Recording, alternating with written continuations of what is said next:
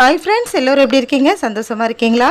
இன்றைக்கி நம்ம ரீத்து டையார்ட்ஸில் க்ளே வச்சு அட்டகாசமாக சூப்பராக ஒரு அழகான முதலை செய்திடலாம். முதலையோட தோற்றத்தை பார்த்தாலே கொஞ்சம் பயமாக தான் இருக்கும், கொஞ்சம் ஆபத்தானது தான். ஓடி வந்து நம்மளை பிடிக்கலன்னா கூட நம்ம பக்கத்தில் போனால் கண்டிப்பாக முதலையால் நமக்கு ஆபத்து இருக்குது. இப்போ நம்ம முதலையே உருவாக்குறோம்ப்பா. எவ்வளோ பெரிய ஆள் பாருங்க. நம்ம இப்போ க்ளே வச்சு இதே போல் செய்துக்குங்க. முதல்ல செய்கிறது ரொம்ப ரொம்ப ஈஸி தான். நான் எப்படி செய்கிறேனோ அதை பார்த்து அப்படியே செய்துக்குங்க. இந்த முதலையால் என்ன யூஸ்ன்னு நம்ம வந்து தெரிஞ்சுக்கலாம்.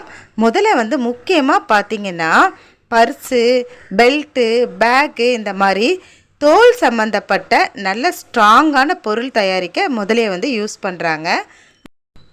இப்போ நான் உங்ககிட்ட பேசிக்கிட்ட முதலையோட வாயெல்லாம் எப்படி நான் வைக்கிறேன்னு பார்த்துக்குங்க. இதே போல் நீங்கள் செட் பண்ணிக்கங்க. முதலையை இப்போ வந்து பர்ஸு பேக்கெல்லாம் செய்ய மட்டும்தான் வந்து பயன்படுத்துகிறாங்களான்னா இல்லைங்க. ஆஸ்திரேலியா, தாய்லாந்து, தென்னாப்பிரிக்கா போன்ற நாடுகளில் மாமிசமாக, அதாவது சிக்கன், மட்டன் போல் இதை வந்து சமைச்சு சாப்பிட பயன்படுத்துகிறாங்க. இப்போ உங்ககிட்ட பேசிக்கிட்டே நான் வந்து இந்த ஹெட்டு வந்து ஃபிட் பண்ணிட்டேன். க்ளேயில் வந்து ரொம்ப சூப்பராக அழகாக எல்லாமே செய்ய முடியும். நம்ம ரீத்து டையார்ட்ஸில் உங்களுக்காக நிறைய நான் செய்து காட்டியிருக்கேன். டாய்ஸ்லாம் இருக்குது.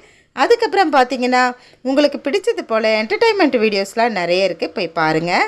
இப்போ சூப்பரான அழகான நமக்கு பார்த்தாலே பயம் இல்லாத ஒரு நல்ல முதலையை நாமே வந்து தயாரிச்சிட்டோம்.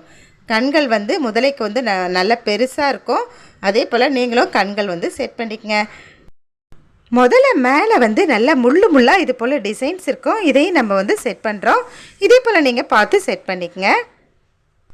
சின்ன குழந்தைகள்லாம், அதாவது சில்ட்ரன்ஸ்லாம் இதை பார்த்தீங்கன்னா இதே போல் செய்யணும்னு ஆசைப்பட்டிங்கன்னா க்ளேயில் நீங்கள் செய்யலாம்.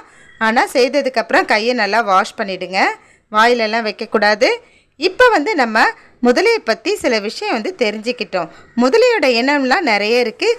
சியாமிய முதலை இருக்குது, நன்னீர் முதலை இருக்குது, அமெரிக்கா முதலை, குட்டை முதலை, இப்படி டிசைனாக முதலைகள்லாம் இருக்குங்க. ஆனால் முதலையை வந்து ஊறுகாய் போட்டு ஒரு நாட்டில் சாப்பிட்றாங்க. ஆனால் அது எப்படி அந்த ஊறுகாய் போடுறாங்களா நமக்கு தெரியாது. ஆனால் கியூபாவில் முதலைகள் ஊறுகாயாக பயன்படுத்தப்படுதுன்னு ஒரு குறிப்பு இருக்குது. கியூபான்ற நாட்டில் முதலையை வந்து ஊறுகாய் போட்டு வச்சு ரொம்ப காலங்கள் யூஸ் பண்ணுவாங்க. அந்த ஊறுகாய் இல்லாமல் அவங்களால உணவே சாப்பிட முடியாதான்.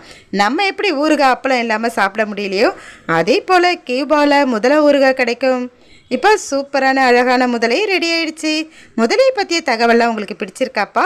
உங்களுக்கு இந்த சேனல் பிடிச்சிருந்தா நீங்கள் வந்து இந்த சேனலை சப்ஸ்கிரைப் பண்ணி வச்சுக்கோங்க. புதுசாக வந்திருந்தீங்கன்னா சப்ஸ்கிரைப் பண்ணி வச்சுக்கோங்க.